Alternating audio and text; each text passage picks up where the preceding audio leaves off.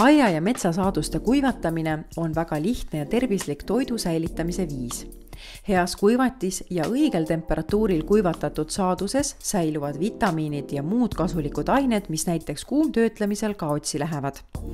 Siidermill toidukuivatid on nii kodu kasutamiseks kui ka väiketootjatele.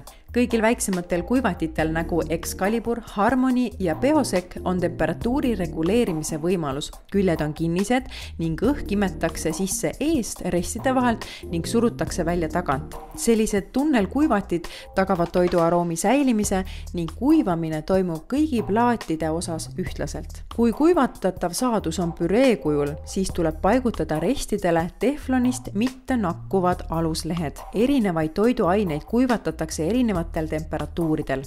Kuivatamise aeg sõltub toorme niiskuse sisaldusest ning seetõttu on seadmel taimer, mis lülitab kuivati välja peale protsessi lõppu. Roostevabad Alfrico soojuspumbaga kondenseerivad kuivatid on mõeldud väiketootjatele.